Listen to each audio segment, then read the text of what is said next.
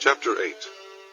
In those days, the multitude being very great, and having nothing to eat, Jesus called his disciples unto him, and saith unto them, I have compassion on the multitude, because they have now been with me 3 days, and have nothing to eat. And if I send them away fasting to their own houses, they will faint by the way, for divers of them came from far.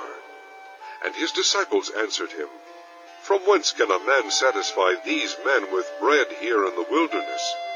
And he asked them, How many loaves have ye?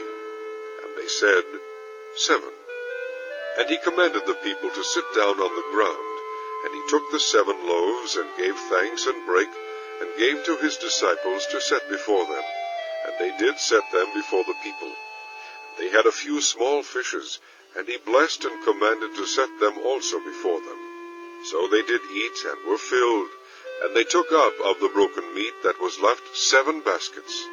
And they that had eaten were about 4,000, and he sent them away. And straightway he entered into a ship with his disciples, and came into the parts of Dalmanutha.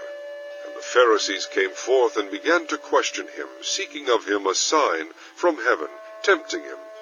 And he sighed deeply in his spirit, and saith, Why doth this generation seek after a sign?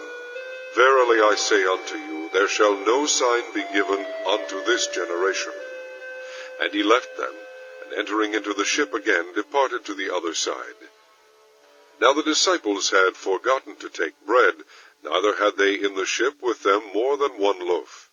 And he charged them, saying, Take heed, beware of the leaven of the Pharisees, and of the leaven of Herod. And they reasoned among themselves, saying, It is because we have no bread. And when Jesus knew it, he saith unto them, Why reason ye because ye have no bread? Perceive ye not yet, neither understand? Have ye your heart yet hardened? Having eyes see ye not, and having ears hear ye not, and do ye not remember? When I brake the 5 loaves among 5,000, how many baskets full of fragments took ye up? They say unto him, 12. And when the 7 among 4,000, how many baskets full of fragments took ye up? And they said, 7.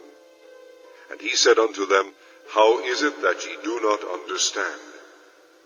And he cometh to Bethsaida, and they bring a blind man unto him, and besought him to touch him. And he took the blind man by the hand, and led him out of the town. And when he had spit on his eyes, and put his hands upon him, he asked him if he saw aught. And he looked up, and said, I see men as trees walking. After that he put his hands again upon his eyes, and made him look up. And he was restored, and saw every man clearly. And he sent him away to his house, saying, Neither go into the town, nor tell it to any in the town. And Jesus went out, and his disciples, into the towns of Caesarea Philippi. And by the way he asked his disciples, saying unto them, Whom do men say that I am? And they answered, John the Baptist. But some say, Elias, and others, one of the prophets. And he saith unto them, But whom say ye that I am? And Peter answereth and saith unto him, Thou art the Christ. And he charged them that they should tell no man of him. And he began to teach them that the Son of Man must suffer many things, and be rejected of the elders, and of the chief priests and scribes, and be killed, and after 3 days rise again. And he spake that saying openly.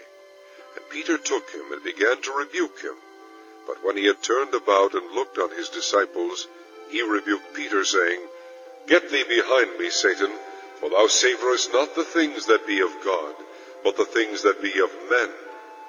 And when he had called the people unto him with his disciples also, he said unto them, Whosoever will come after me, let him deny himself, and take up his cross, and follow me. For whosoever will save his life shall lose it, but whosoever shall lose his life for my sake and the gospel's, the same shall save it. For what shall it profit a man, if he shall gain the whole world, and lose his own soul? Or what shall a man give in exchange for his soul? Whosoever therefore shall be ashamed of me and of my words in this adulterous and sinful generation, Of him also shall the Son of Man be ashamed, when he cometh in the glory of his Father with the holy angels.